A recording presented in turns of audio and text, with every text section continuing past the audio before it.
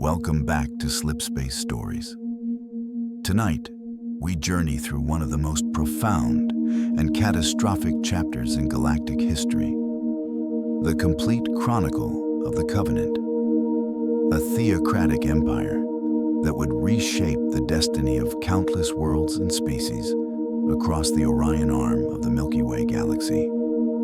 This is a story that spans millennia, from humble and violent beginnings to an empire that controlled 3 million worlds, and ultimately to its spectacular collapse.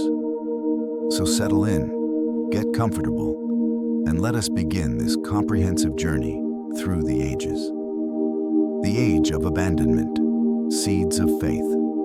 Our story begins not with the Covenant itself, but in the aftermath of the greatest extinction event the galaxy had ever known. 100,000 years before humanity would stumble into the stars, the Forerunners, an ancient and technologically supreme civilization, activated their halo array, a network of massive ring worlds designed to eliminate all sentient life in the galaxy. This desperate measure was their final gambit against the Flood, a parasitic horror that had consumed entire systems and threatened all existence. When the rings fired, they succeeded in their grim purpose. Every thinking creature, every civilization, every story and dream, all were reduced to nothingness in an instant. The galaxy fell silent, but the Forerunners had prepared for this outcome. Through their conservation measure, specimens of countless species had been preserved on Installation 00, a massive construct beyond the galaxy's edge, known simply as the Ark. Among these preserved species were two that would, in time, become the founders of the Covenant. The Sanshayum, a graceful and intellectually curious people, had evolved on a lush jungle world called Janjur Qam. This planet orbited within the Qam-Yaikesh system, a place of verdant beauty and lower gravity than most habitable worlds. The Sanshayum themselves were tall, slender beings, adapted to their homeworld's lighter gravitational pull. They possessed long necks, 3-fingered hands, and distinctive wattles of skin beneath their chins that would become more pronounced with age. Even before the Forerunners came, the Sanshayum had developed a sophisticated culture, one that valued knowledge, discourse, and the pleasures of intellectual pursuit. The Forerunners had visited Janjur Qam during their long stewardship of the galaxy, leaving behind artifacts and technology scattered across the world. When the librarian, the Forerunner, responsible for preserving biological diversity, came to collect Sanshayum specimens during the final days before the array's activation, she found a species on the cusp of greatness. The Sanshayum were indexed, their genetic patterns and cultural essence preserved, so that when the galaxy was cleansed and made safe once more, they could be returned to their homeworld to begin anew. Thousands of light years away, on a world circling 3 suns, another species awaited the same fate. Sangelios, as it was called in the ancient tongue, was a harsh and beautiful world, a planet of extremes where temperatures soared higher than Earth's, where vast deserts stretched between scattered seas, and where life had evolved to be fierce and resilient. The Sangheli, who called this world home, were saurian in appearance, standing between 7 and 8 feet tall, with powerful digitigrade legs, 4 mandible jaws, and natural strength that far exceeded that of most species. The Sangheli had evolved in the tropical wetlands of their homeworld, developing into apex predators before ascending to sentience. Their culture emphasized honor, martial prowess, and clan loyalty. Even in their primitive state, Before the Forerunner's intervention, Sangheili society was organized into keeps and lineages, each with its own territory and traditions. They were a warrior people by nature, shaped by their world's harsh conditions and the constant struggle for survival. Like the Sanshayum, the Sangheili received visits from the Forerunners, who left behind artifacts and installations on Sangelios. These relics would one day become objects of reverence. But in those ancient days, the Sangheili knew them only as strange and wondrous objects, left by beings they could not comprehend. When the librarian arrived to collect Sangheili specimens for preservation, she saw in them a noble quality, a capacity for honor and self-sacrifice that reminded her of the best qualities of her own people. Both species were preserved. Both were indexed. And when the halo array fired, both were among the uncountable trillions who perished in an instant. Their consciousness and memories scattered into the void. But death was not the end. The Forerunners had planned for this moment. After the array had done its terrible work and the flood had been starved of hosts and finally destroyed, the Ark began its solemn duty. Automated systems awakened, and the preserved species were reseeded onto their original homeworlds.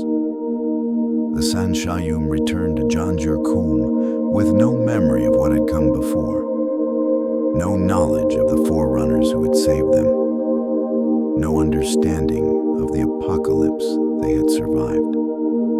They were returned to a state of primitive awareness, given the chance to evolve and develop their civilization anew, free from the shadow of their ancient benefactors. But the Forerunners had left something behind, a gift, or perhaps a test. Among the carefully restored landscapes of Janjur-Kum, buried in a place called the Great Apothtia Sea, rested something extraordinary. A Forerunner dreadnought, a massive key ship from the age of the Forerunner Flood War. This was no accident, a fragment of mendicant bias. The Forerunner artificial intelligence that had been corrupted by the primordial and turned against its creators had taken control of this particular key ship. Rather than returning to the Ark as programmed, the ship had crashed on Janjur-Kum, embedding itself in the planet's crust. It would remain there, silent and dormant. For thousands upon thousands of years, a sleeping giant waiting to awaken and change the course of galactic history. On Sanghelios, the Sangheili were similarly reseeded. They too had no memory of their previous existence, no knowledge of the Forerunners beyond the artifacts that littered their world. They rebuilt their culture from nothing, guided by instinct and the harsh demands of their environment. The martial traditions, the emphasis on honor and clan loyalty, the warrior's code, all these emerged anew, shaped by the same forces that had molded their ancestors before the array's activation. The Forerunners, in their wisdom or their arrogance, had chosen to give these species a fresh start. They called this period the Age of Abandonment, though the species living through it knew it by no name at all. They simply lived, struggled, grew, and slowly climbed back toward the stars. The Covenant would one day call this era the beginning of their religious calendar, marking it as the moment when the gods departed and left the galaxy to lesser beings. But that understanding lay thousands of years in the future. For now, there was only the slow march of civilization agriculture giving way to cities, cities giving way to nations, nations giving way to the first tentative steps toward understanding the strange relics left scattered across their worlds. Both the Sanshayum and the Sangheili would discover these Forerunner artifacts, and come to revere them, though in very different ways. And it would be these different philosophies, these opposing views on how to honor the legacy of the gods, that would first drive them to war and then, paradoxically, unite them in the greatest alliance the post-Forerunner galaxy had ever known. The Sanshayum, prophets of a new faith. As millennia passed on Janjur-Kom, the Sanshayum civilization flourished in ways both beautiful and terrible. Their world's lower gravity and abundant resources allowed them to develop a culture that prized beauty, sensuality, and intellectual achievement. In those early ages, the Sanshayum valued youth and physical beauty above all other qualities. Their society was one of pleasure seekers and philosophers, artists and poets, all living in harmony with the lush jungle environment that surrounded them. But everything changed when they discovered the truth about their world's history. Archaeologists unearthed Forerunner artifacts buried beneath centuries of overgrowth. Explorers found installations hidden in remote regions, their systems still humming with power after tens of thousands of years. And deep beneath the Great Sea, they found the Dreadnought, an intact Forerunner vessel of tremendous size and power, its systems dormant but not dead. The discovery of these relics revolutionized Sanshayum society. Here was proof that beings of immense power and wisdom had once walked among the stars. The Sanshayum began to piece together the truth that these Forerunners had seeded life across the galaxy, had built wonders beyond imagination, and had then vanished, leaving only their creations behind. A religion formed around these discoveries, one that held the Forerunners as gods and their artifacts as sacred relics left for the faithful to discover. For a time, there was consensus. The Sanshayum universally agreed that the Forerunner artifacts should be treated with utmost reverence. To tamper with them, to disassemble or alter them, was considered the highest heresy. The relics were to be observed, studied from a distance, and protected, but never, under any circumstances, were they to be modified or used for practical purposes. This was the philosophy of what would become known as the Stoics, the conservative faction that believed in worshiping the Forerunner's legacy without attempting to claim it for themselves. But as with any society, there were those who questioned, those who wondered if there might be a different path. These individuals looked at the Forerunner technology and saw not just objects of worship, but gifts left by the gods for their children to use. They called themselves the Reformists, and they believed that the Forerunners had left their technology specifically so that worthy species could benefit from it, learn from it, and grow beyond their current limitations. The ideological divide grew deeper with each passing year. The Stoics saw the Reformists as blasphemers who would defile sacred objects for temporal gain. The Reformists saw the Stoics as backward zealots who would keep the Sanshayum chained to ignorance out of misplaced piety. Debates became arguments, arguments became violence, and violence inevitably became war. In 2200 BCE, the War of Wills erupted across Janjur-Kom. It was a civil war that would tear Sanshayum society apart for the next 100 years. Families were divided. Cities burned. The lush jungles of Janjur-Kom, once peaceful and beautiful, became battlefields where Sanshayum fought Sanshayum over the proper way to honor their gods. The Stoics held the numerical advantage. The vast majority of the Sanshayum population supported their conservative interpretation of the faith. the Reformists had something the Stoics lacked. They were willing to use Forerunner technology. In secret laboratories and hidden workshops, Reformist scientists studied the artifacts, carefully disassembling and analyzing them, learning the principles that made them function. They reverse-engineered Forerunner weapons. They created devices that drew upon Forerunner power sources.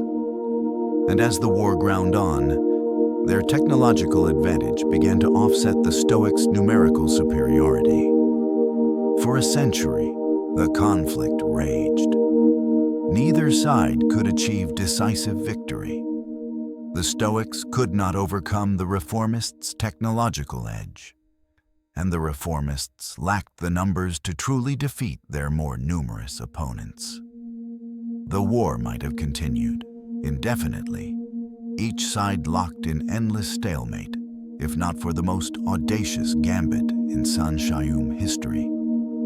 In 2100 BCE, a group of reformist extremists made a decision that would change everything. They would seize the dreadnought itself, the greatest Forerunner relic on Janjur-Kom, the massive key ship that had rested beneath the great Apatia Sea for nearly 100,000 years. It was a desperate plan, bordering on suicide, but the Reformists saw no other option. They were losing ground, their numbers dwindling, and they knew that eventually the Stoics would overwhelm them through sheer weight of numbers.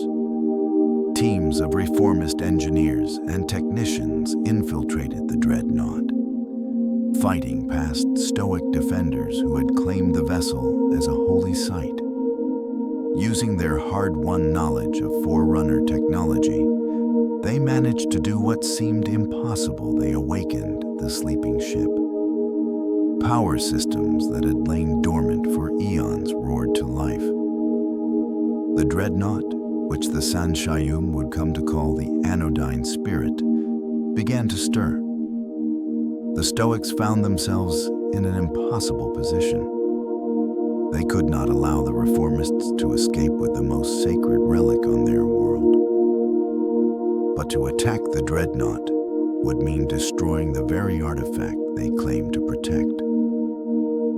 They hesitated, torn between their duty to prevent heresy and their reverence for Forerunner technology.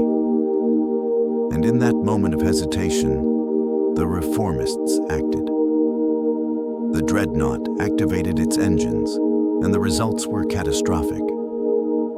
The ship had been buried deep in Janjur-Kom's crust, its massive hull surrounded by millions of tons of rock and earth. When it lifted off, it took a substantial portion of the planet's surface, with it a chunk of land and sea that would eventually form the foundation of High Charity.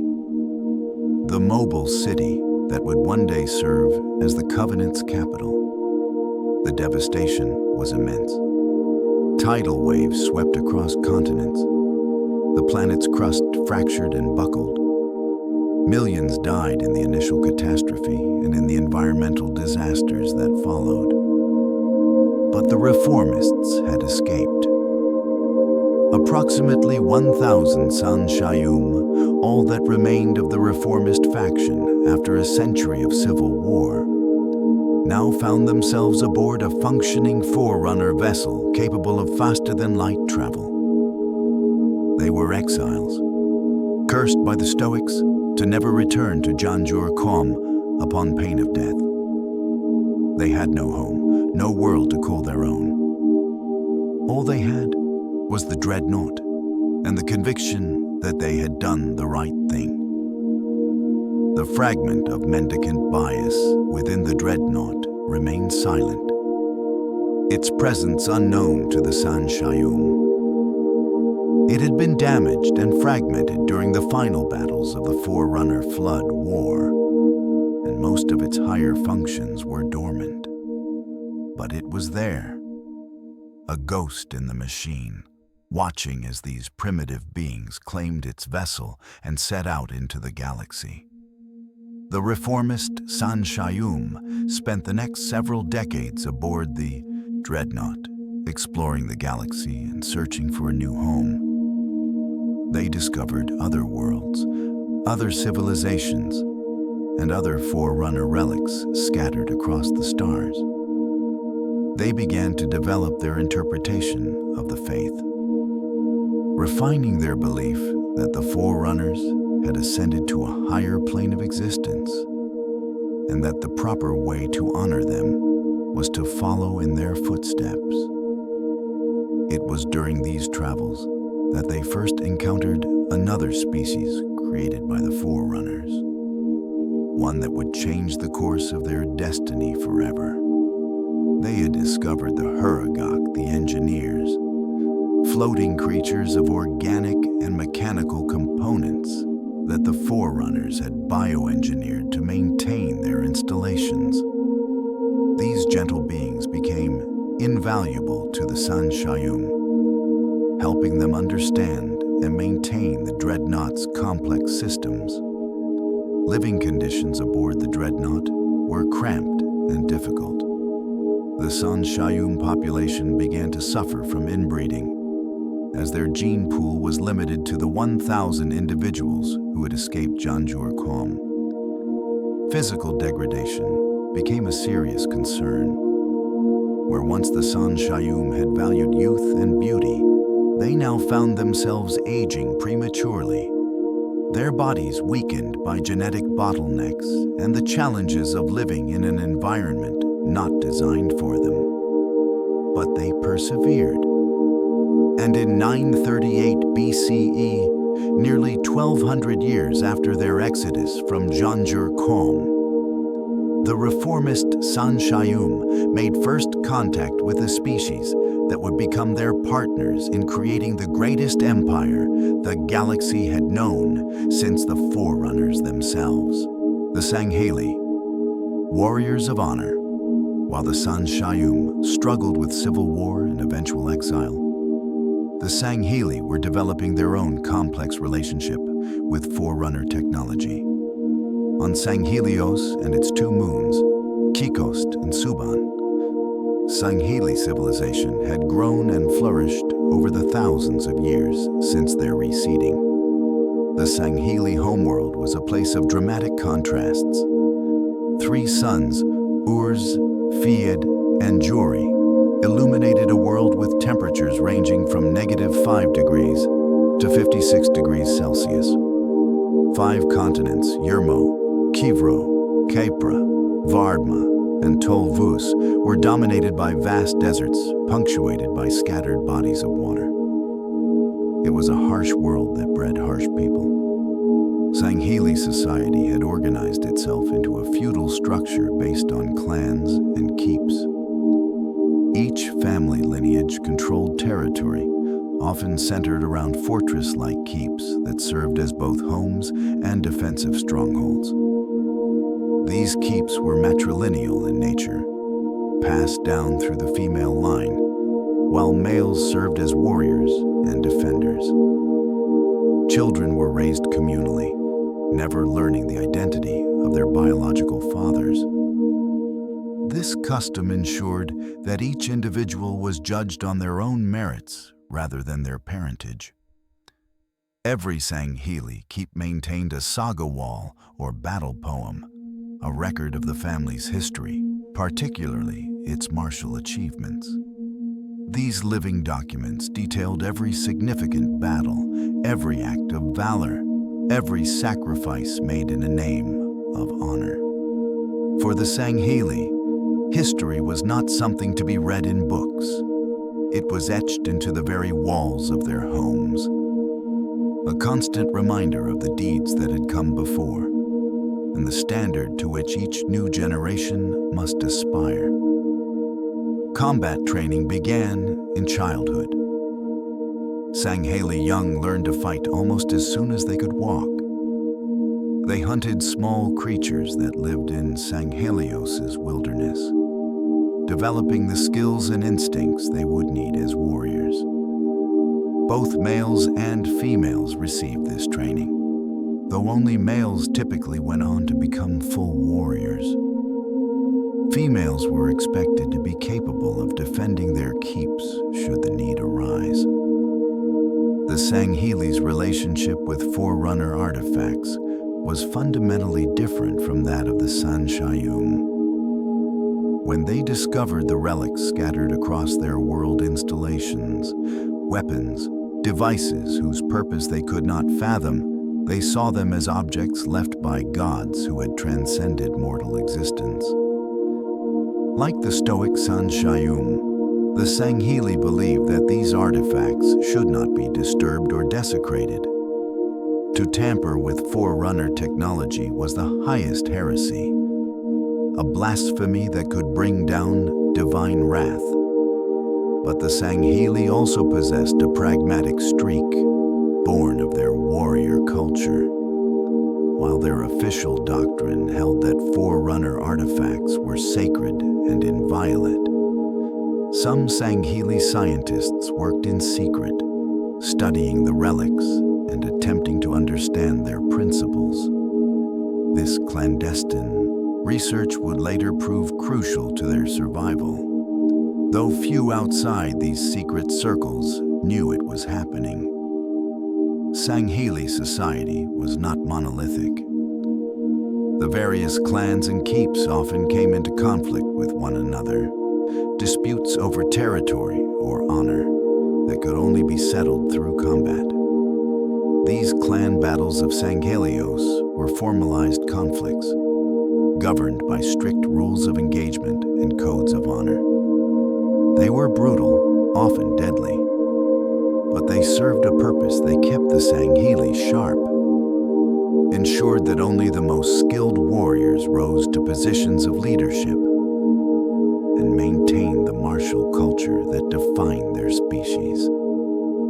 As their civilization developed, the Sangheili achieved spaceflight and began to expand beyond their homeworld. They established colonies on Chikost and Suban, their two moons, and then ventured to other star systems. By the time they encountered the Sanshayum, they had created dozens of independent colonies. Though Sanghelios remained the cultural and governmental center of their civilization, the planet Krek, discovered during this expansion, was designated the 76th world explored by the Sangheili. Each colony maintained the feudal structure of the homeworld, with keeps and lineages extending their influence across the stars. But despite this expansion, the Sangheili remained relatively isolated.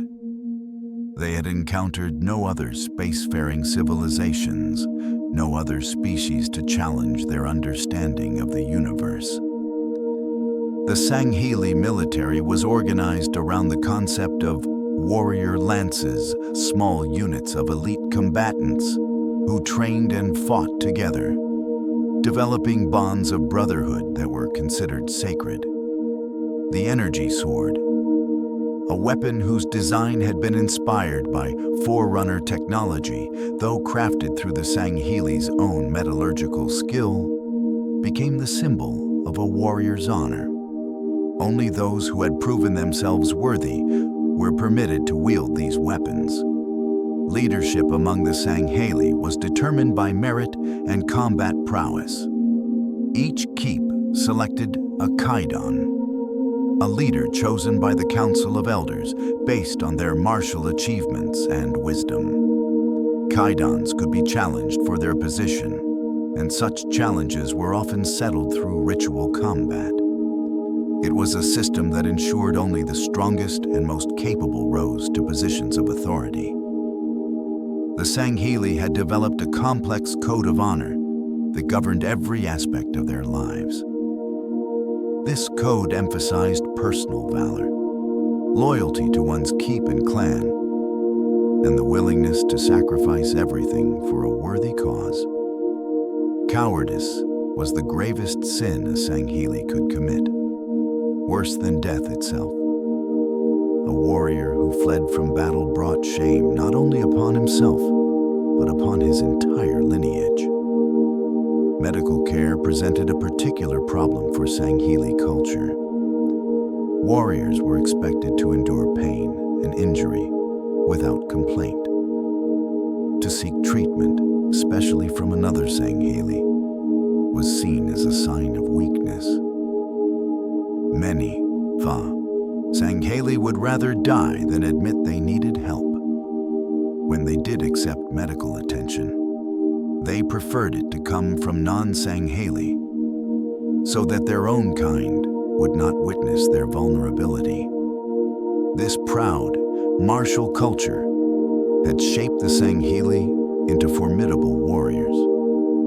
They stood between 7 and 8 feet tall, with powerful musculature and natural advantages in strength and agility. Their 4 mandible jaws could deliver crushing bites, though they rarely resorted to such primitive tactics in combat. Their digitigrade legs gave them excellent mobility, allowing them to leap and move with surprising grace despite their size. By 938 BCE, the Sangheili had built a civilization that spanned multiple star systems. They had achieved technological sophistication in weapons, spacecraft, and military organization. They had maintained their warrior culture while adapting to the challenges of spacefaring existence. And they believed, with a certainty born of millennia of dominance, that they were the preeminent power in their region of the galaxy.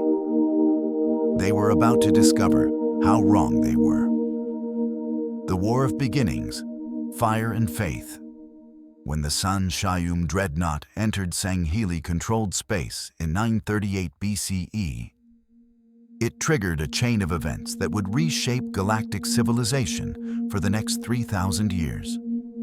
The first contact between these two species was not peaceful. It could not have been, given the fundamental incompatibility of their beliefs.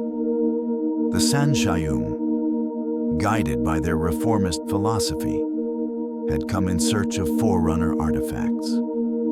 Their intelligence gathering and long-range scans had revealed that Sanghelios and its colonies possessed an abundance of Forerunner relics, installations, devices, and technologies scattered across multiple worlds. The San Shayum saw these artifacts as gifts from the gods, meant to be studied and utilized in the quest to follow the Forerunners on their great journey.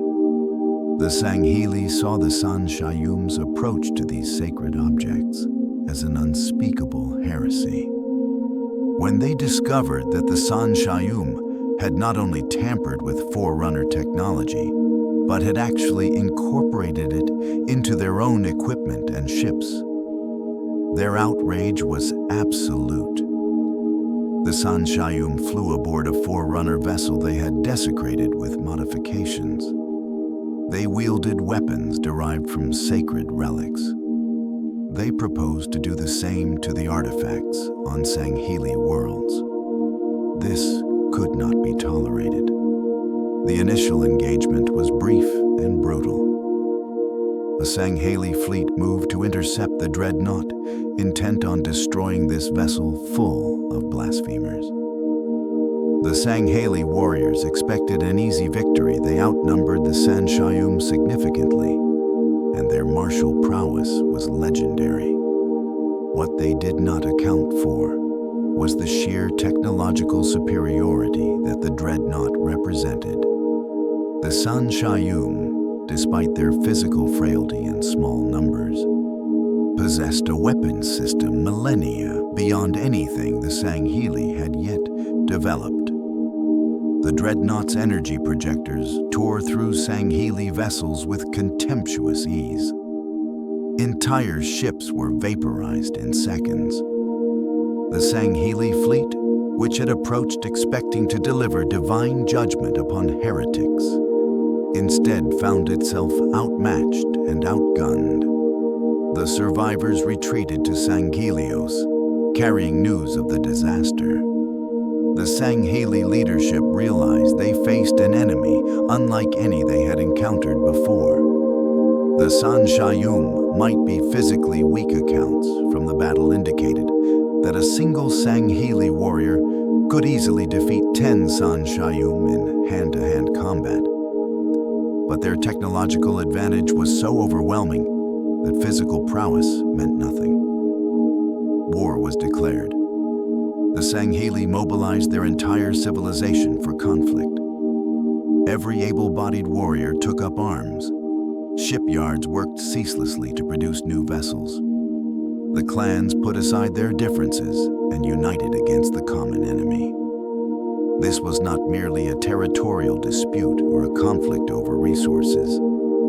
This was a religious war, a battle for the very soul of their civilization and the proper way to honor the gods. The Sanshum, for their part, had not sought this conflict. They had hoped to negotiate, to convince the Sangheili that their interpretation of the Forerunner's will was correct. But faced with the Sangheli's absolute refusal to compromise and their determination to destroy any who defiled sacred relics, the Sanshayum had no choice but to fight. The War of Beginnings, as it would later be called, raged for 86 years. It was a conflict unlike any either species had previously experienced.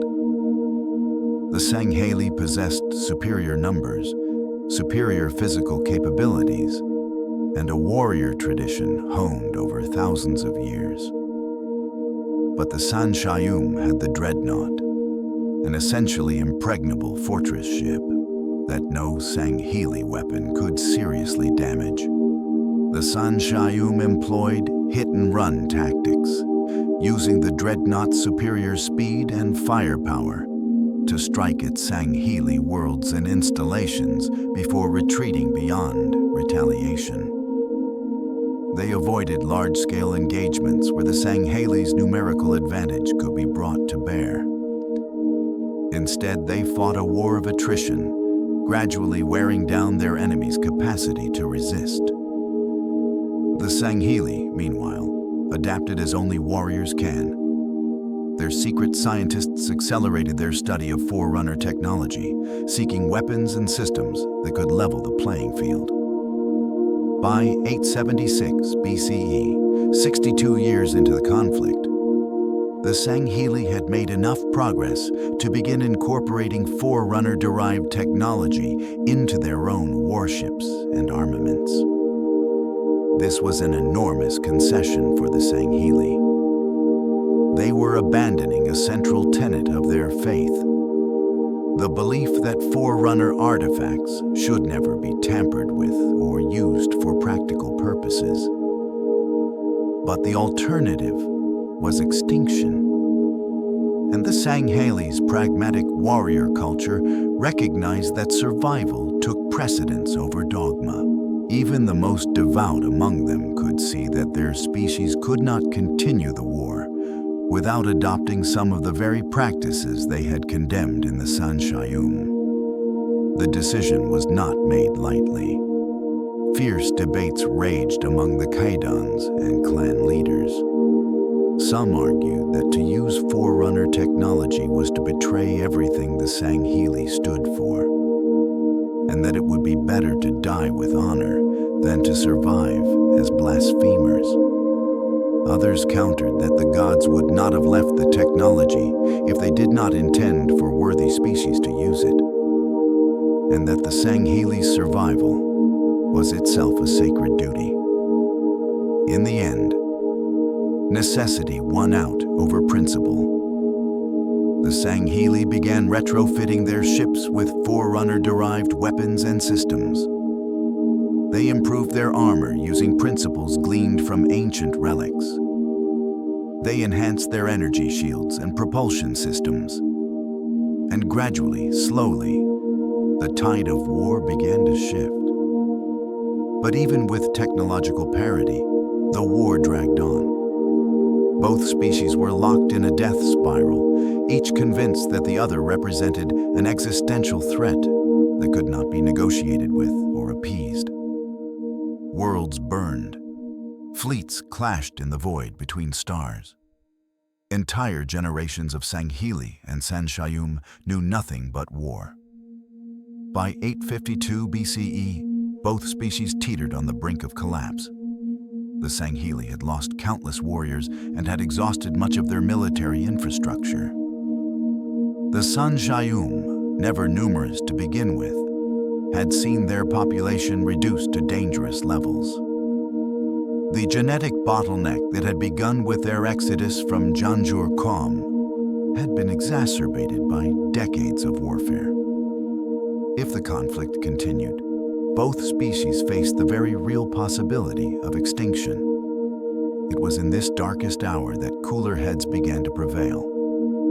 Representatives from both sides, exhausted by the endless bloodshed and recognizing the futility of continued warfare, began secret negotiations.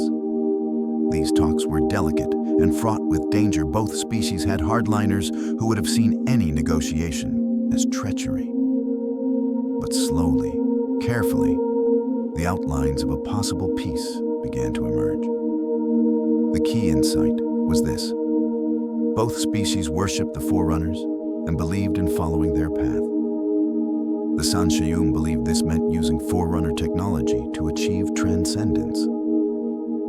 The Sanghili had now, through necessity, come to accept that using Forerunner technology was not inherently heretical. Perhaps there was a way to reconcile these positions, to find a middle ground that honored both species' beliefs while ending the senseless slaughter. The proposal that emerged from these negotiations was revolutionary. Rather than continue fighting, the Sanshayum and Sanghili would unite in a covenant, a sacred compact, dedicated to the worship of the Forerunners and the search for the path to transcendence. The Sanshayum would provide spiritual and technological leadership, using their understanding of Forerunner systems to guide the Alliance. The Sanghili would provide military strength and protection, using their warrior culture to defend the Covenant and enforce its will. Together, they would scour the galaxy for Forerunner relics and installations, seeking the secret to the great journey that the Forerunners had taken. They would share the burden and the glory equally, neither species subordinate to the other. It would be a true alliance, built on mutual respect and shared purpose.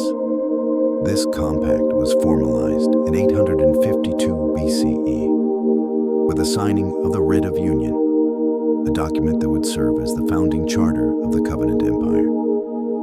The ceremony was solemn and sacred, attended by the highest leaders of both species. In that moment, the War of Beginnings ended, and something new was born, something that would grow to encompass entire sectors of the galaxy and bring millions of worlds under its banner. The Writ of Union established several key principles. First, it declared that the Sanshayum and Sanghili were now bound together in a sacred quest to follow the Forerunner's path. Second, it outlined the division of responsibilities, with the Sanshayum taking on the role of prophet spiritual leaders who would interpret the will of the Forerunners, and the Sanghili serving as the military backbone of the Alliance. Third, it called for the construction of a new capital, a mobile holy city that would serve as the seat of covenant power and the center of their civilization.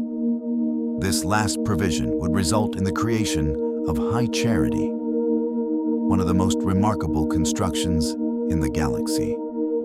Using the chunk of Janjur Qom that the Dreadnought had torn from the planet during the Reformists' escape, along with resources gathered from across their combined territories, the Sanshayum and Sanghili began building a mobile planetoid. The Dreadnought itself would serve as High Charity's power source and central structure, with the entire city built around it. High Charity, the holy city, The construction of High Charity represented the greatest engineering achievement either species had yet accomplished. It took decades of concentrated effort, drawing upon the combined resources and expertise of both the Sanshayum and the Sangheli. The result was a mushroom-shaped structure approximately 348 kilometers in diameter, capable of supporting a population of billions and maintaining its own self-sustaining ecosystem. The Forerunner dreadnought formed the central axis of High Charity, its massive hull running through the structure like a spine. Around it, layer upon layer of habitation zones, industrial sectors, and sacred spaces were constructed. Gardens and parks were cultivated to provide food and recreation. Vast libraries were established to house knowledge gathered from across the galaxy. And at the heart of it all, the council chambers were built, a place where the Covenant's leadership would convene to guide their growing empire. High Charity was more than just a city. It was a statement of purpose, a physical manifestation of the Covenant's religious conviction. Every aspect of its design incorporated Forerunner aesthetic principles and sacred geometry. The Sanshayum poured their knowledge of Forerunner architecture into the project, creating spaces that echoed the grand installations they had discovered on their travels. The Sangheli contributed their engineering prowess and labor, ensuring that the structure would be strong enough to withstand the rigors of space travel and combat if necessary. The city was designed to be mobile, capable of traveling between star systems using its own slip-space drives derived from Forerunner technology. This mobility served both practical and symbolic purposes. Practically, it allowed the Covenant's leadership to travel to any part of their territory without the vulnerabilities associated with fixed capitals. Symbolically, it represented the Covenant's journey toward transcendence, a city moving through the stars in search of the path the Forerunners had taken. As High Charity took shape, so too did the formal structure of the Covenant government. The hierarchs, the highest-ranking Sanshayum prophets, would provide spiritual and political leadership from High Charity's central chambers. Below them, a hierarchy of ministers and lesser prophets would oversee various aspects of the Covenant's administration. The Ministry of Fortitude would handle domestic affairs and resource management. The Ministry of Tranquility would oversee research and the study of Forerunner artifacts. Other ministries would be created as needed to manage the growing complexity of the Empire. The Sangheli, meanwhile, established their own parallel structure. The most honored warriors would serve in the Covenant Honor Guard, elite soldiers tasked with protecting the hierarchs and other high-ranking officials. Below them, a military hierarchy would organize the Sangheli warriors into fleets and ground forces. The title of shipmaster would be given to those who commanded Covenant vessels, while fleet master would designate those who commanded entire battle groups. During this period, both species made a fascinating discovery. Shortly after the signing of the Writ of Union, the Sanshayum needed to address their genetic diversity problem. With fewer than 1,000 individuals, all descended from the reformists who had fled Janjur Kum, they faced the specter of complete genetic collapse within a few generations. In 850 BCE, the Covenant launched a covert mission back to Janjur Kum. The mission, led by the Prophet of Inner Conviction, had two objectives: retrieve healthy females from the Stoic population to broaden the reformist gene pool, and recover a prized Forerunner artifact called a luminary that had been left behind. The team landed near the village of Krellum and attempted to acquire what they needed. But the mission went badly wrong. The Stoics, who had not forgotten their ancient war with the Reformists, attacked. The corvette Vengeful Vitality barely escaped, and the luminary was destroyed in the planet's atmosphere during the fighting. But the mission revealed something important. Janjur Calm had not been destroyed. The Reformists claim that their homeworld had been obliterated when its star went supernova was a lie. One that had been told to the Sangheli to conceal embarrassing details about the San Shayum's past. In truth, Janjur Calm still existed, and the Stoics still lived there, having rebuilt their civilization after the Reformists' departure. This secret would be carefully guarded by the San Shayum leadership for millennia, as revealing it would undermine their credibility with their Sangheli partners. With High Charity complete and the basic structure of the Covenant established, the two founding species turned their attention outward. The galaxy was vast, filled with countless worlds and potentially countless species. Many of these worlds held Forerunner artifacts, the sacred relics that the Covenant sought above all else. A new age was beginning, one that would see the Covenant expand from a simple alliance of two species into a galaxy-spanning empire. The San Shayum named this new era the Age of Conversion. It was time to bring others into the Covenant, to share the glory of the great journey with all who would accept it, and to crush those who would not. The Ages of Conversion. Building an empire.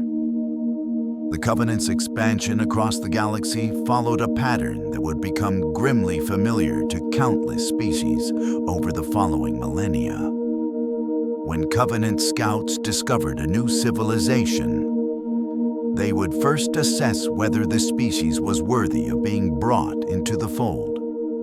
This assessment was based primarily on two factors: whether the species had knowledge of or access to Forerunner artifacts, and whether they could provide useful skills or labor to the Covenant's growing empire. If a species met these criteria, the Covenant would offer them a choice. Join the Covenant, accept the worship of the Forerunners and the promise of the great journey, and be integrated into the Empire's hierarchy. The alternative was always left unspoken, but clearly implied.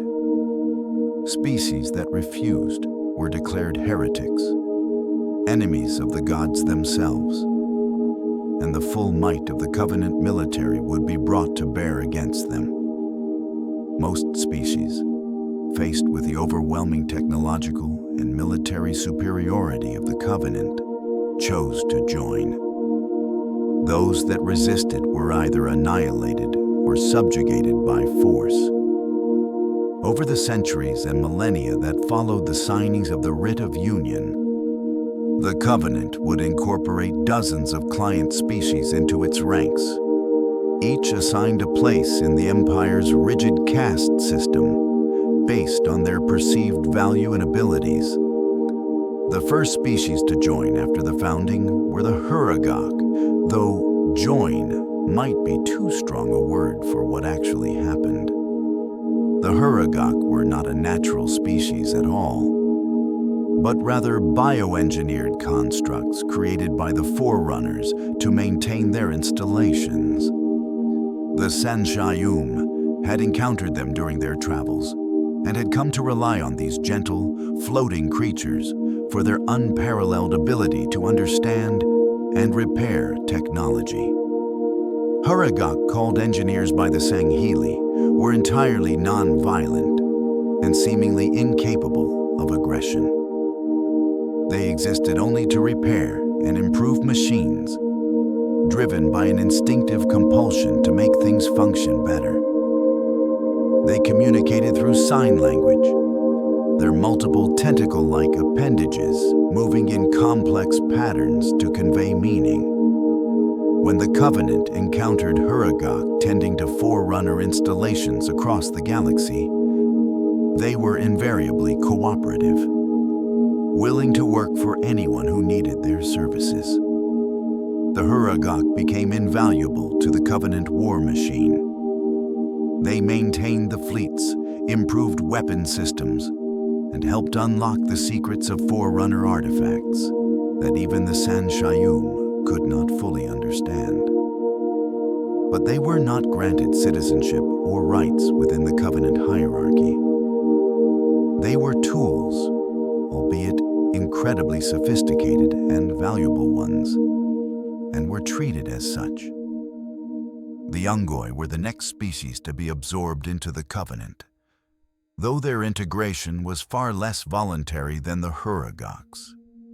The Ungoi evolved on Balaho, a world characterized by freezing temperatures and an atmosphere rich in methane. They were small bipedal creatures, standing only about 4 to 5 feet tall, with a distinctive hunched posture and tough, leathery skin that ranged from gray to purple in coloration. Balaho was classified as a Tier 6 world by Forerunner standards, meaning the Ungoi were at a relatively primitive stage of cultural development when the Covenant found them. They had developed basic industrialization and rudimentary space travel, but they were nowhere near capable of defending themselves against an advanced civilization. When the Covenant arrived, the Ungoi had little choice but to accept incorporation into the Empire or face extinction. The transition was traumatic for Ungoi society. The Covenant essentially erased their entire history and culture, replacing it with the worship of the Forerunners and the doctrine of the Great Journey. The Ungoi became, in effect, a slave race within the Covenant hierarchy. They were assigned the lowest tier of the caste system, valued primarily for their numbers and their willingness to follow orders. Ungoi served as cannon fodder in the Covenant military. They were organized into files, large groups that would advance on enemy positions in waves, overwhelming defenses through sheer numbers.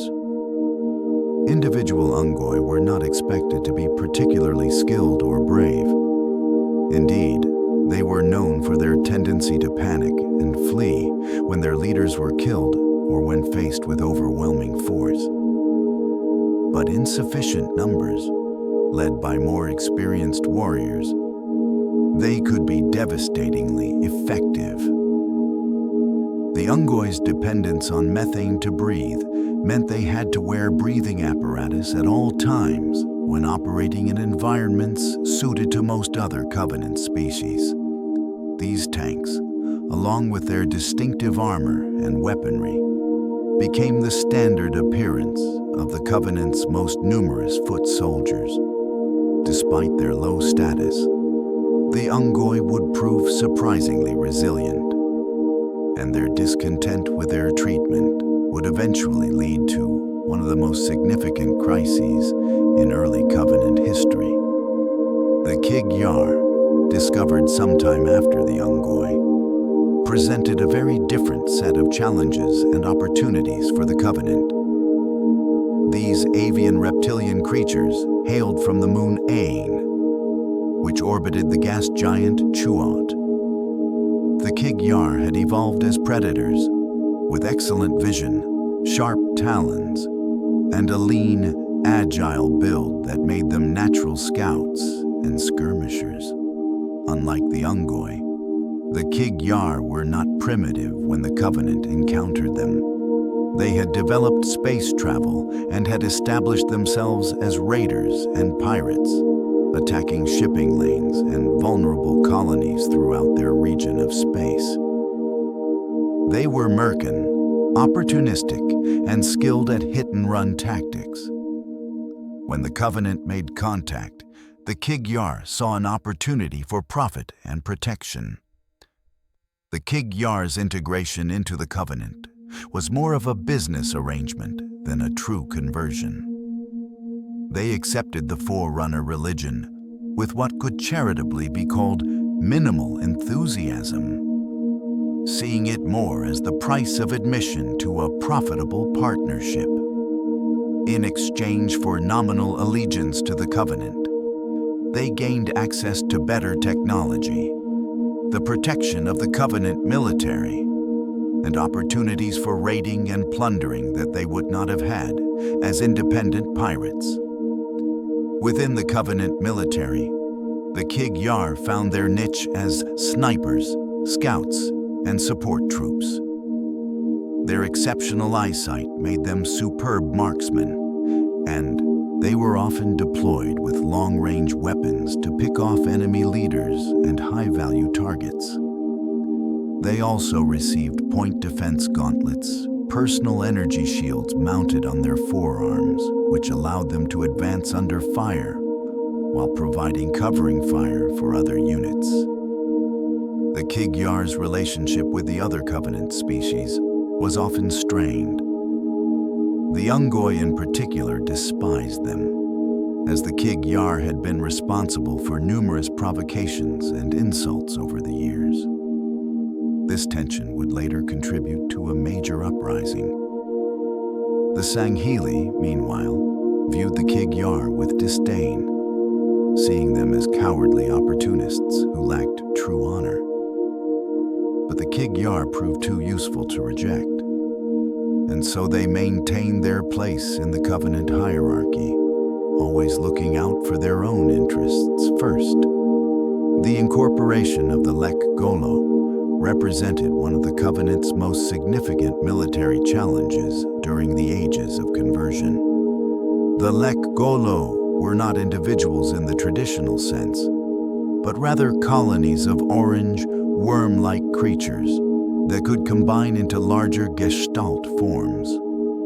These colonies were discovered on the planet Te, where they had evolved to consume silica and minerals, including the structural materials used in Forerunner installations. When the Covenant discovered that Lek Golo colonies were burrowing into and consuming Forerunner artifacts on Te, they were outraged. This was not just a practical problem, it was a religious desecration of the highest order. The Covenant's initial response was to attempt to completely eradicate the Lek Golo, launching what would become known as the Taming of the Lek Golo, a 5-year military campaign from 789 to 784 BCE. But the Lek Golo proved surprisingly difficult to destroy. When threatened, multiple colonies could combine into massive bipedal forms weighing several tons, covered in thick armor and armed with devastating fuel rod cannons. These forms, which the Covenant would come to call Magalek Golo, or hunters, were nearly impossible to kill with conventional weapons. The campaign was going poorly, with Covenant forces taking heavy casualties for minimal gains. The situation was resolved through an unusual negotiation. An arbiter, a title that in those days represented the highest honor among the Sanghili, proposed an alternative to total war. He suggested that the Lek Golo could be valuable allies if they could be convinced to stop consuming Forerunner materials. The San Shayum agreed to the attempt, issuing an ultimatum: join the Covenant and cease desecrating Forerunner installations, or face orbital bombardment that would reduce Te to ash. Faced with extinction, the Lek Golo accepted. They proved to be remarkably adaptable, quickly learning to distinguish between materials that were acceptable to consume and those that were sacred to the Covenant. More importantly, they became some of the most valued warriors in the Covenant military. Pairs of Magalek Golo bonded together through shared experience. formed nearly indestructible assault units capable of breaking through any defense. The Lekgolo also found other niches within the Covenant. Smaller colonies could integrate with Covenant technology, literally bonding with machines to enhance their function. The San Shayum particularly valued this ability, using specialized Lekgolo colonies to maintain and enhance Forerunner systems that even the Huragok could not fully understand. The Yanmei, an insectoid species discovered on the world of Palamok, joined the Covenant after a conflict that demonstrated both their ferocity and their potential value. The Yanmei had evolved in Palamok's dense forests, developing wings that allowed them to fly through the dense canopy, and a hive-based social structure organized around queens. When the Covenant attempted to land on Palamok to retrieve Forerunner relics, they encountered fierce resistance. The Yanmei swarmed Covenant forces, attacking in massive numbers that overwhelmed even the skilled Sanghili warriors. The battle was costly for both sides. The Covenant had superior weapons and organization, but the Yanmei had numbers and the home terrain advantage. The San Shayum, however, discovered a way to communicate with the Yanmei queens, and negotiations began. The Covenant offered technology, protection, and a place in the Empire in exchange for allegiance. The Yanmei queens, seeing the practical benefits of joining rather than continuing a war they could not win, agreed. The Yanmei proved to be excellent aerial infantry, capable of operating in environments where other Covenant species struggled. They also took on roles in mechanical maintenance. Their ability to access tight spaces and work with their clawed appendages, making them valuable in shipyards and repair facilities. Like the Lekgolo, they were given a relatively high position in the Covenant hierarchy, respected for their combat effectiveness, if not fully trusted, due to their alien psychology. Not all encounters with new species went smoothly. The Covenant's expansion was not entirely bloodless, and many civilizations were wiped out rather than incorporated. The Covenant had no compunction about destroying species that possessed valuable Forerunner artifacts, but refused to accept the Covenant's religious authority. Entire worlds were glassed their surfaces, bombarded with plasma until all life was eradicated, and the crust itself melted into radioactive glass.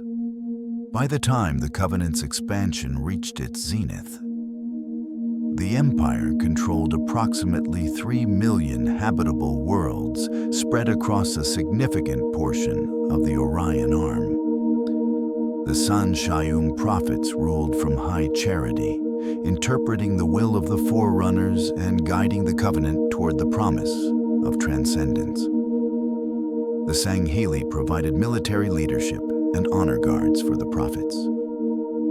Below them, the client species filled various roles. Ungoi as infantry, Kigyar as scouts and snipers, Lekgolo as shock troops, Yanmei as aerial support, and Huragok as engineers. The Covenant developed a complex calendar system divided into ages, each age named based on the defining characteristics of that period. The Ages of Discovery marked times when major Forerunner installations were found. The Ages of Reconciliation commemorated the ending of conflicts. The Ages of Conflict remembered times of war and upheaval. And the Ages of Doubt, well, those were the dark times when the Covenant's faith was tested. For thousands of years, the system worked. The Covenant grew in power and influence, discovering more Forerunner artifacts, expanding its territory, and bringing more species into the fold. The San Shayum maintained their position as religious leaders, while the Sanghili proved themselves invaluable as warriors and commanders. The client species, though subordinate, had their place and purpose. But beneath this facade of unity, tension simmered. The Ungoi resented their treatment as cannon fodder. The Kig-Yar pursued their own interests with barely concealed mercenary intent. And some among the Sangheili began to question whether the Sanshayum truly deserved their position of supreme authority. These tensions would occasionally erupt into violence, requiring the Covenant leadership to impose order through force or negotiation.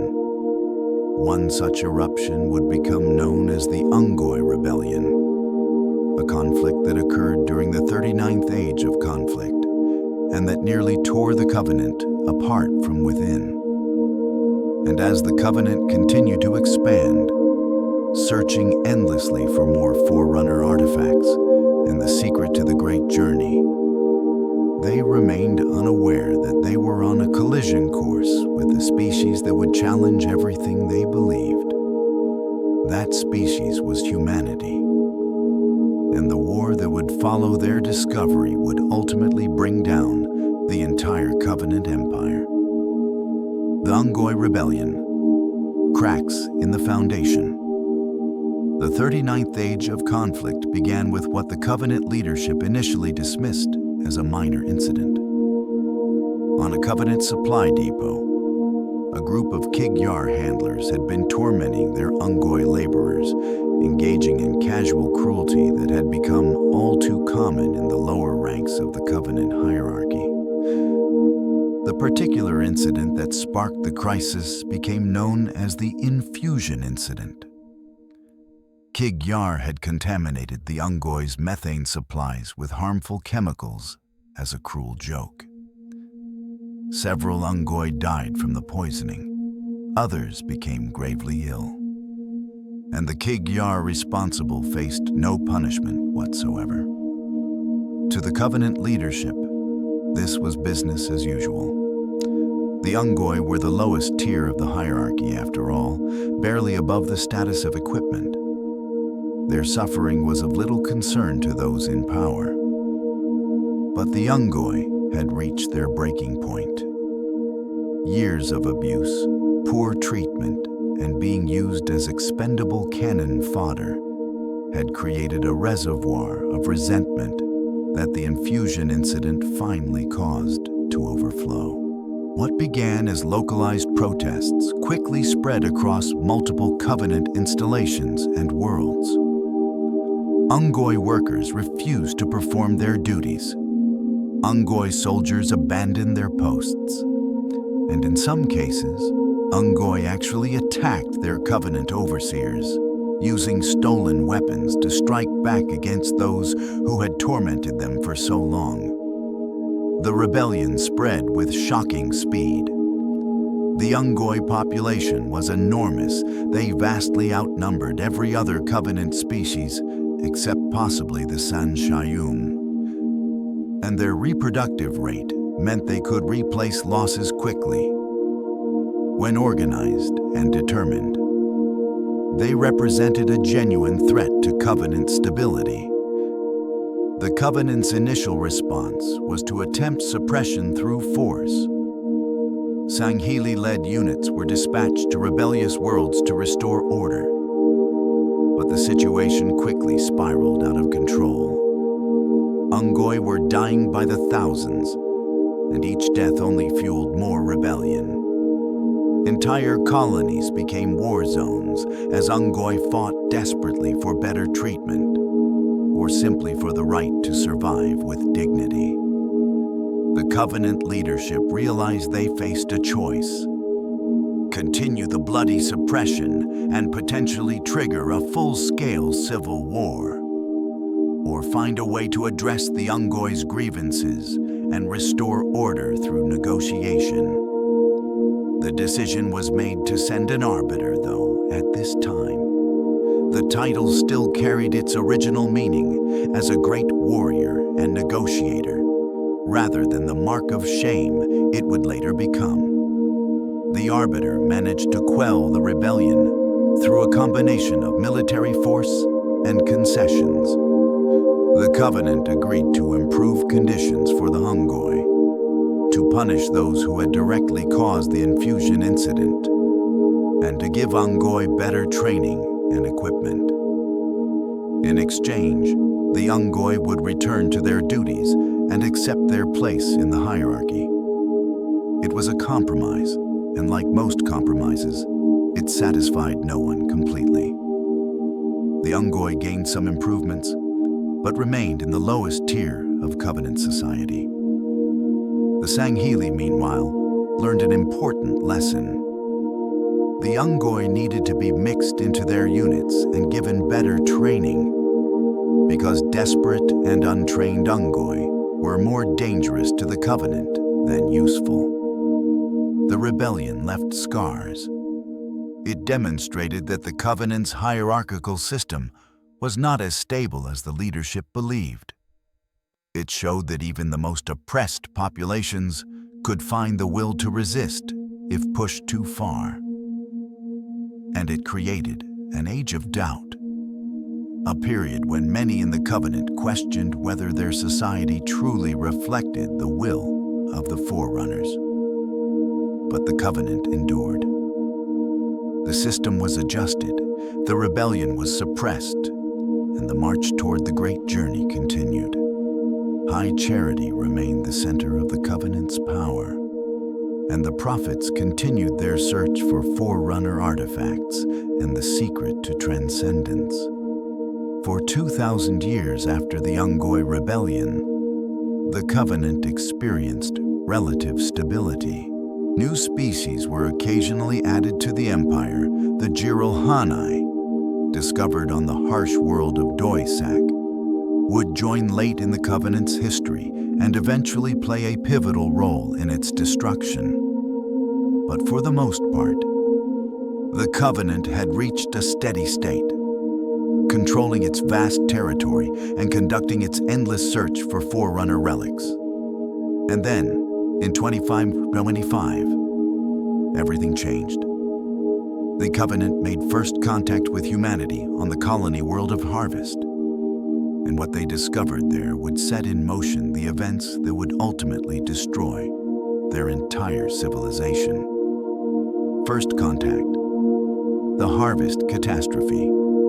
The planet Harvest was an unremarkable human colony, a breadbasket world where farmers cultivated crops to feed the expanding United Nations Space Command territories. It had a population of approximately 3 million civilians when the Covenant arrived in a 25-25, drawn by readings that suggested the presence of significant Forerunner artifacts. The minor transgression, a Kigyar raiding vessel under the command of shipmistress Churer Mut, made first contact with human civilians. The encounter went poorly. Cultural misunderstandings and communication difficulties led to violence, and both sides suffered casualties. The Kigyar retreated and reported their findings to the Covenant hierarchy. What happened next would change galactic history. When the Covenant's luminaries' devices designed to detect Forerunner artifacts scanned Harvest, they did not identify Forerunner technology. Instead, they identified something that sent shockwaves through the highest levels of Covenant leadership. The luminaries designated every human on Harvest as a reclaimer, a title that Forerunner systems reserved for those worthy of inheriting the Forerunner's legacy. This discovery created an immediate crisis for the Covenant's ruling hierarchs. The foundation of the Covenant's religion was that the Forerunners had ascended to godhood, leaving behind artifacts for worthy species to discover and venerate. The entire purpose of the Covenant was to follow the Forerunners on the great journey by finding and activating the halo installations that would trigger this transcendence. But if humans were designated as reclaimers by Forerunner systems, it implied something terrible for the Covenant's theology. that humans, not the Covenant species, were the true inheritors of the Forerunner's legacy.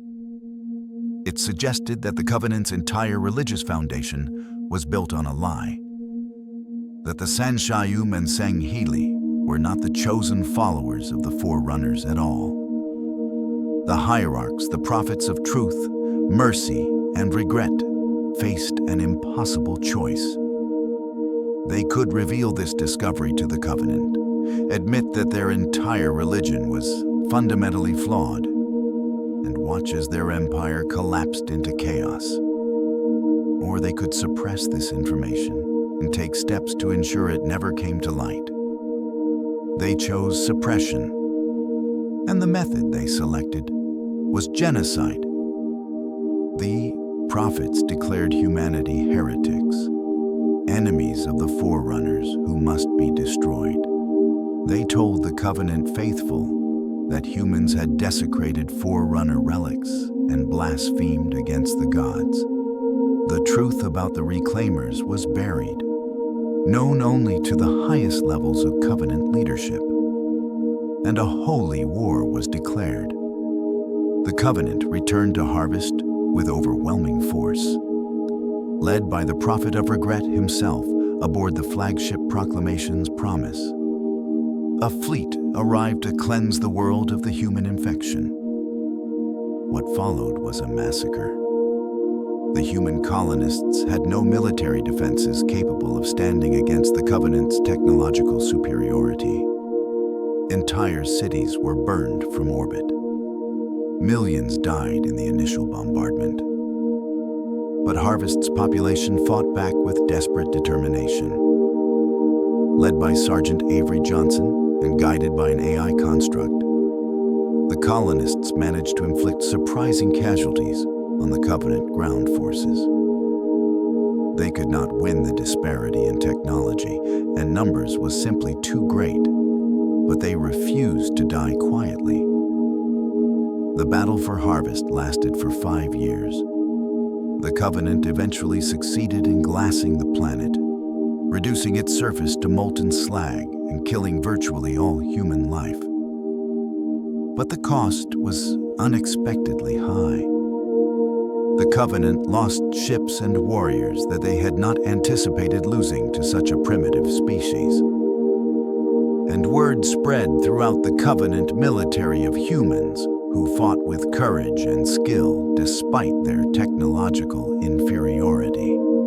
Some Sanghili, particularly younger warriors, began to see humans as worthy opponents rather than simple heretics to be exterminated. This was a dangerous development for the Covenant leadership.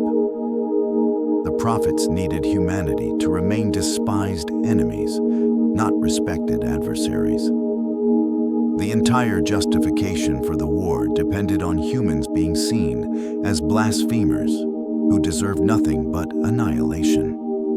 The human Covenant war had begun, and it would rage for 27 years, consuming countless worlds and billions of lives. The Covenant's 9th age of reclamation had started simultaneously with the war, marking it as a period of both great discovery and terrible conflict. The Human Covenant War, 27 years of hell. From humanity's perspective, the war was an existential nightmare. The UNSC fought desperately to defend its colonies, but the Covenant's technological superiority meant that most engagements ended in human defeat. The Covenant's energy shields could absorb fire that would destroy UNSC ships.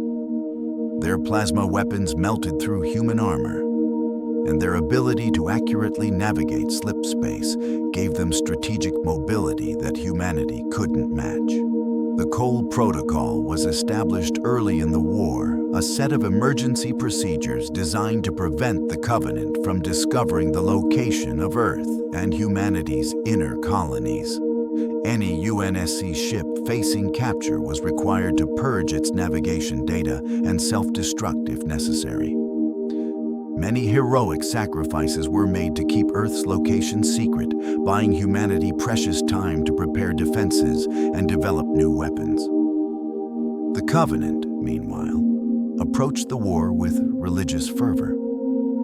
This was a holy crusade to eliminate heretics who had offended the Forerunners themselves. Covenant fleets moved from world to world, glassing human colonies with methodical efficiency. Billions of civilians died in orbital bombardments. The Covenant showed no mercy, no willingness to negotiate. In their eyes, humanity had no right to exist. But humanity had advantages the Covenant did not expect. The Spartan super soldier program produced warriors capable of fighting Covenant forces on nearly equal footing. These augmented humans, wearing powered Mjolnir armor and led by brilliant tacticians, achieved victories that should have been impossible. The most famous among them, Master Chief Petty Officer John 117, would become a legend on both sides of the war, the demon whom Covenant warriors feared. The war followed a brutal pattern. The Covenant would discover a human colony, often through captured navigation data despite the Cold Protocol's best efforts. A fleet would arrive and demand surrender. When the humans refused, the planet would be glassed. Sometimes UNSC forces managed to evacuate civilians before the final bombardment. More often, they did not. Major human worlds fell one after another. Madrigal, Colo, Reach, each loss was a catastrophic blow to humanity's ability to resist. But with each defeat, human forces learned and adapted. They developed better tactics, better weapons, and better strategies for fighting an enemy that outmatched them in almost every way. On the Covenant side, the war exposed tensions that had simmered beneath the surface for centuries. The Sangheli bore the brunt of the fighting, leading fleets and ground forces against an enemy that proved far more resilient than anticipated. Meanwhile, the San Shayum prophets remained safe on High Charity, directing the war from afar while the Sangheli died by the thousands. Some Sangheli commanders began to question the war's purpose. They saw humans fight with honor and courage, defending their families and homeworlds with the same dedication that Sangheli warriors would show. The younger generation in particular struggled to reconcile their growing respect for human warriors with the prophet's insistence that humans were mere heretics to be exterminated without mercy. These doubts were dangerous, and the Covenant leadership worked to suppress them. The Ministry of Fervent Intercession, a semi-monastic order of Sangheli zealots loyal to the prophets, hunted down any who questioned the war too openly. Those suspected of wavering in their faith were declared heretics themselves and executed. The Covenant could not afford to have its warriors questioning the righteousness of their crusade. Meanwhile, the prophet of truth was pursuing his own agenda. He had never fully trusted the Sangheli, seeing their martial prowess and independent mindset as a potential threat to San Shayum dominance. The war against humanity gave him the perfect opportunity to address this concern. He began secretly elevating another species, the Jiralhanai, or brutes, to positions of power and authority. The Jiralhanai had joined the Covenant relatively recently, discovered on their savage homeworld of Doisak. They were powerful, aggressive, and crucially, more amenable to following San Shayum leadership without question. Truth saw in them the perfect replacement for the increasingly problematic Sangheli. He began arming them with advanced weapons, giving them command positions, and preparing them for the day when they would supplant the Sangheli entirely. The Sangheli, focused on prosecuting the war against humanity, did not initially recognize the threat growing within their own ranks. They saw the Jiralhanae as useful but inferior warriors, lacking the honor and discipline that defined Sangheili military culture. The idea that these brutes could replace them as the Covenant's military leadership seemed absurd. But Truth was patient, and he was playing a long game.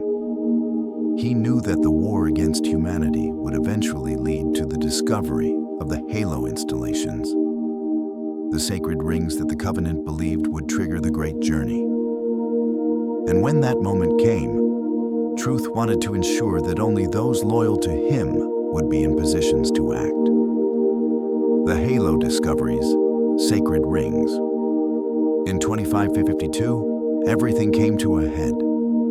The Covenant had pursued a human ship, the UNSC Pillar of Autumn, to a remote star system. What they found there would change everything. Installation 04, one of the legendary Halo rings that the Covenant had been searching for across 3 millennia. The discovery of the Halo ring should have been the Covenant's greatest triumph. Here was the proof of their faith, the instrument that would allow them to follow the Forerunners on the Great Journey. The Prophet of Regret, who had pursued the Pillar of Autumn to the installation, declared that the path to transcendence was finally open. But the situation rapidly deteriorated. Human forces from the Pillar of Autumn, led by the Master Chief, mounted an unexpected resistance.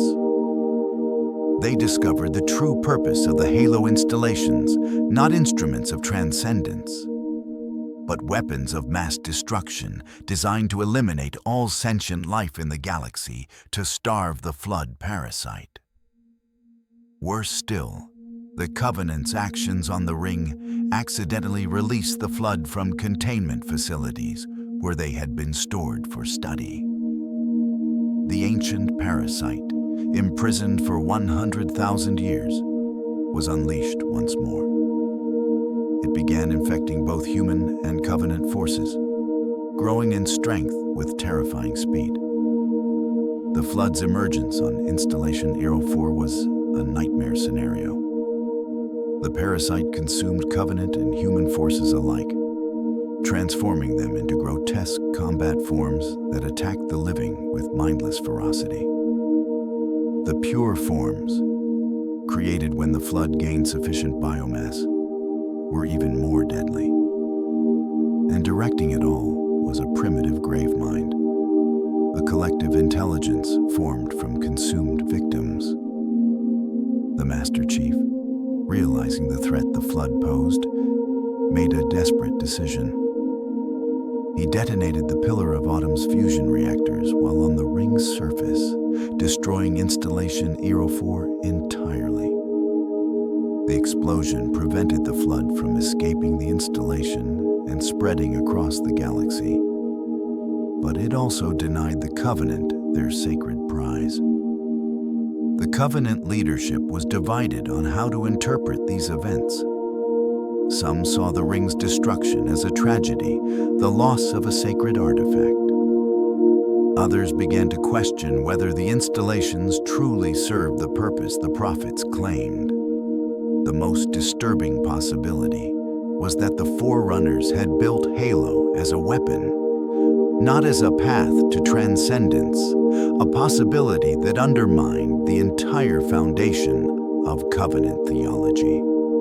The Prophet of Truth suppressed these doubts with characteristic ruthlessness. He declared that the ring's destruction was humanity's ultimate heresy, and that the war must be prosecuted with even greater ferocity. Secretly, he was relieved the ring's destruction meant that the truth about its purpose would not become widely known within the Covenant. But other Halo installations existed, scattered across the galaxy.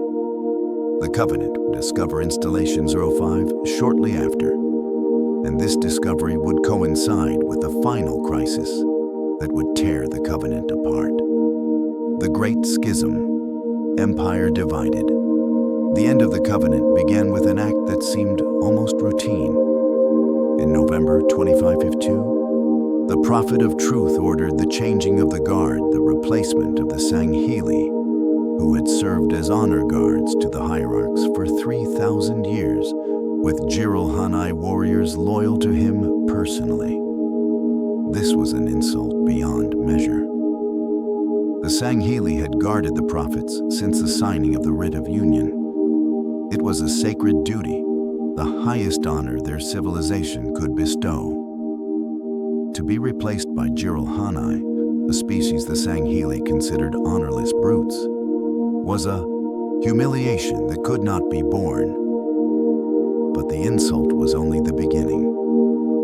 The changing of the guard was a signal, and the Jiralhanai understood its meaning. Across the Covenant's fleets and installations, Jiralhanai forces turned on their Sangheli comrades. What had been simmering tension erupted into outright warfare as Truth's plan came to fruition. The prophet of truth had ordered genocide. He wanted the Sangheli eliminated entirely, replaced by the more malleable Jiralhanai. Sangheli commanders and soldiers found themselves under attack from warriors they had fought beside for years. Some died without understanding why their allies had betrayed them. Others fought back with desperate ferocity. The Sangheli response to this betrayal was immediate and overwhelming. They would not die quietly. Fleets commanded by Sangheli shipmasters turned their weapons on Covenant installations. Ground forces loyal to the Sangheli seized control of military assets and fortifications. The empire that had stood for 3 millennia split in two, with Sangheli on one side and the prophet's loyalists, primarily Jiralhanai, but also Ungoi, Kigyar, and Yanmei, who remained loyal to the hierarchs on the other. This conflict, known as the Great Schism, was devastating in its scope and brutality. The Sangheli seceded from the Covenant entirely, forming their own separatist faction. They took with them significant portions of the Covenant military, including many of the most advanced warships and most skilled commanders. The Lek Golo largely sided with the Sangheli, as did many Ungoi who had developed loyalty to their Sangheli commanders. High Charity itself became a battleground. Sangheli honor guards, betrayed by the prophets they had sworn to protect, fought Jiralhanai warriors in the holy city's corridors. The fighting was savage, with neither side offering or expecting quarter. Sacred spaces became charnel houses.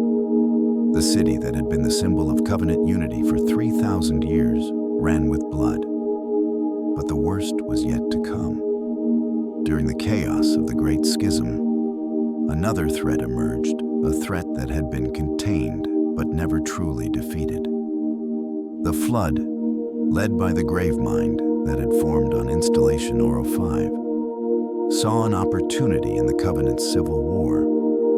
The Gravemind had been gathering strength, consuming victims and growing in intelligence and power. It had learned that another Halo installation existed, Installation 00, the Ark, located beyond the galaxy's edge. More importantly, it had learned that High Charity, the Covenant's capital, was vulnerable as its defenders fought each other. The Flood launched an assault on High Charity, and the city's divided defenders could not mount an effective resistance. The parasite overwhelmed High Charity's defenses, infecting thousands, then millions. The Sanshayum, who had ruled the Covenant for 3 millennia, found themselves consumed by the very force they had denied existed when it suited their purposes. Most of the Sanshayum population died in High Charity's fall. Some were infected by the flood and transformed into grotesque combat forms. Others died fighting or chose death over infection. A handful escaped. But the species that had created the covenant and guided it for thousands of years was reduced to near extinction in a matter of days. The prophet of truth, meanwhile, had escaped high charity aboard the Forerunner dreadnought before the flood's assault succeeded. He was heading for Earth, having discovered its location, with a Jiralhanai-led fleet at his command. But he was no longer leading a united covenant. He commanded a fraction of what the Empire had been, the Covenant's remnants held together only by his will and the fanatical loyalty of those who still believed in the great journey. The Sangheli, meanwhile, found themselves in an unprecedented position. For 3,000 years, they had been the military arm of the Covenant, following the prophet's spiritual guidance without question. Now they were independent, forced to chart their own course, and they faced an impossible choice: continue fighting humanity, or ally with their former enemies against the common threats of the prophet's mad crusade and the flood. The decision was made by Thel Vadam, the arbiter who had been sent to Installation 05. Having learned the truth about the Halo rings and seen the prophet's betrayal firsthand, he chose alliance with humanity. It was a controversial decision, one that many Sangheli found difficult to accept. But the alternative was allowing truth to activate the Halo array and destroy all sentient life in the galaxy. This alliance between humans and Sangheli, forged in the fires of the Great Schism, would prove decisive in the final battle that would determine the fate of the galaxy. The Battle of Installation 00, Final Reckoning. The Prophet of Truth's ultimate goal was to reach the Ark Installation 00 and activate the entire Halo array from there. He believed, with the fervor of a fanatic, that this activation would trigger the great journey and allow him to follow the Forerunners into godhood. The fact that it would actually kill all sentient life in the galaxy either did not occur to him or did not matter. Truth's forces, what remained of the Covenant loyal to him, fought their way to the portal that would take them to the Ark. Located on Earth, this portal was a massive Forerunner artifact that had lain dormant for 100,000 years. Truth activated it and led his fleet through, determined to complete his genocidal mission. But he was pursued. The combined forces of humanity and the Sangheli separatists followed Truth through the portal. The fleet of retribution, commanded by shipmaster Artas Vadum, arrived at the Ark to find Truth's forces already fortifying their position. The stage was set for the final battle of the Human Covenant War. The Ark itself was a marvel of Forerunner engineering, a massive construct beyond the Milky Way galaxy's edge where the Halo installations had been built. It was here that the Forerunners had made their final stand against the flood 100,000 years ago. And here that they had fired the array that cleansed the galaxy. Truth was close to his goal. He had reached the Ark's control room and was preparing to activate the rings. But the Master Chief and the Arbiter fought their way through Covenant defenders, determined to stop him before it was too late. They found Truth in the control room, ranting about the great journey with the certainty of the utterly insane. The Arbiter, who had once believed in the prophet's words with absolute faith, now saw Truth for what he was: a liar and a murderer who had destroyed the Covenant to cover up his deceptions. The Arbiter killed truth with his own hands, ending the Prophet's mad crusade. But the threat was not over. The grave mind had followed them to the Ark, and now the flood was loose on the installation itself. Worse, a replacement halo was under construction at the Ark Installation 08, meant to replace the ring that the Master Chief had destroyed at Installation 04. The final solution was desperate and dangerous. Activate Installation 08 before it was complete, while still at the Ark. The premature activation would destroy the Ark and everything on it, including the flood forces. But it would fire in only a limited range, sparing the galaxy. It was a gamble, but it was the only way to ensure the flood was contained. The Master Chief activated the ring. The incomplete installation fired, and the resulting energy release began tearing the Ark apart. The Gravemind was destroyed, along with all flood forces on the installation. The remnants of Truth's fleet were obliterated, and the Covenant, already shattered by the Great Schism, finally died. Some of Truth's loyalists survived the battle, trapped aboard the Forerunner dreadnought, which had been protected by its ancient shields. Led by Prelate Das Basvod, these survivors would hide for years, unknown to the rest of the galaxy. But they were a remnant, the last gasp of a dead empire, and when they finally emerged years later, they would be quickly defeated. The war was over. The Covenant had fallen, and both humanity and the Sangheili faced an uncertain future, trying to rebuild from the ashes of 3 decades of total war. Legacy. Fragments of empire. The immediate aftermath of the Covenant's collapse was chaotic. Millions of former Covenant military personnel and civilians found themselves adrift. Their empire gone, their leadership dead, their purpose uncertain. The species that had been held together by religious fervor and political structure for 3,000 years suddenly had to forge new identities and new alliances. The Sangheili faced perhaps the most difficult transition. On their homeworld of Sangelios, civil war erupted between those who accepted the truth about the Forerunners and the Great Journey and those who clung to the old beliefs. Thel Vadam, the Arbiter, worked to unite his people under the banner of the Swords of Sanghelios, a coalition dedicated to building a new future based on Sangheili values rather than Covenant dogma. But not all Sangheili joined him.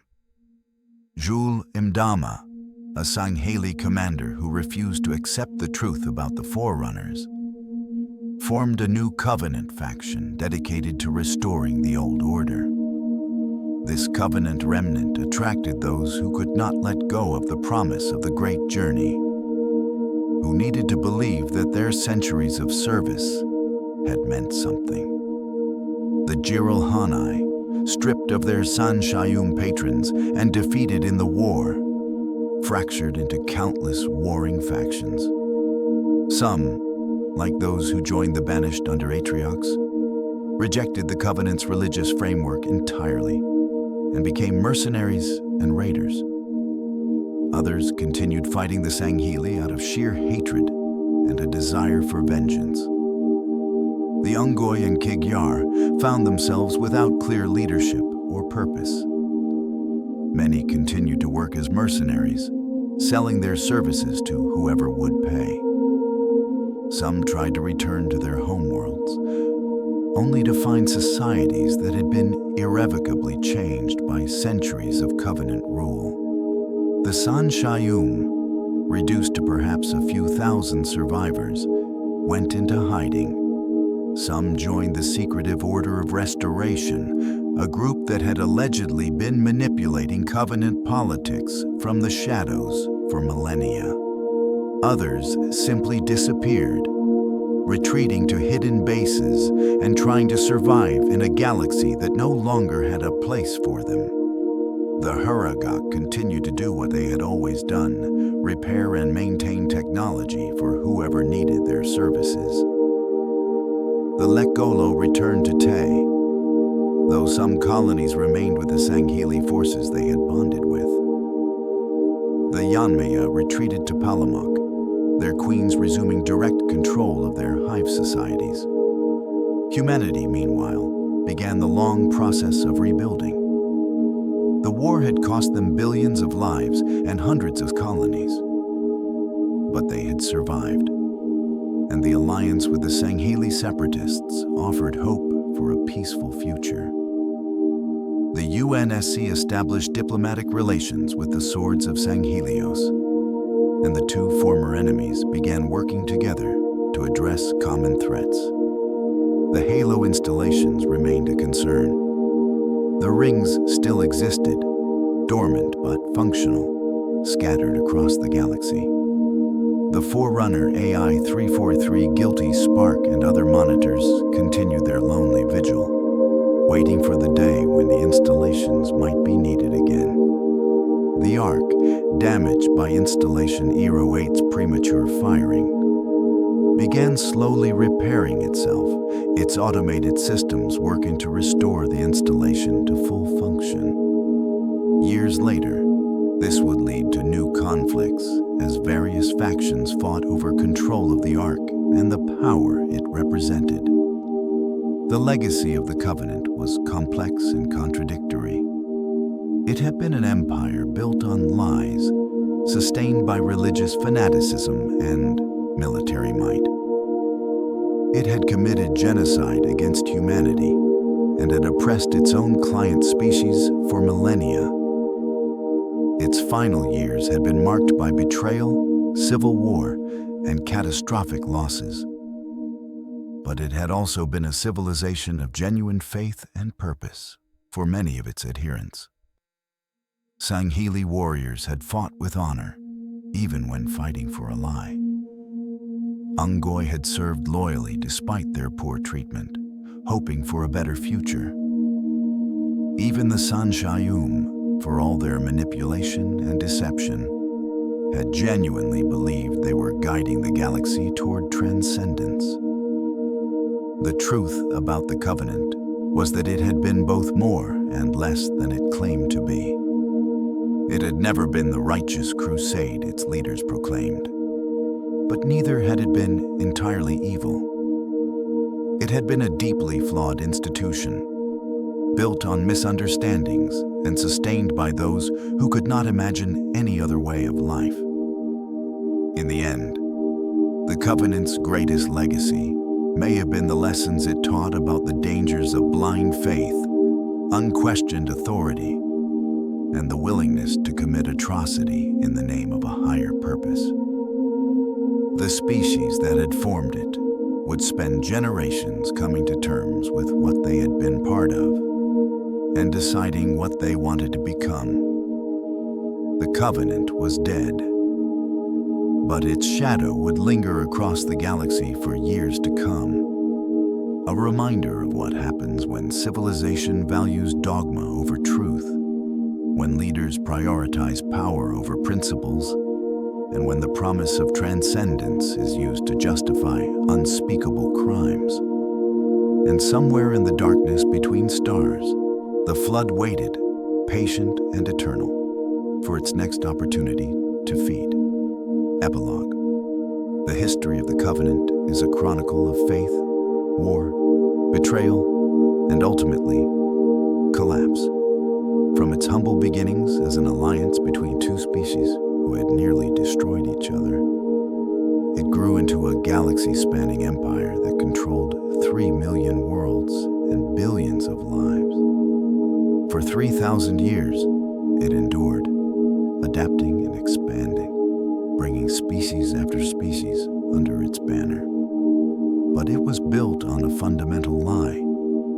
The San Shayum prophets had misunderstood the Forerunner's purpose, interpreting weapons of mass destruction as instruments of transcendence.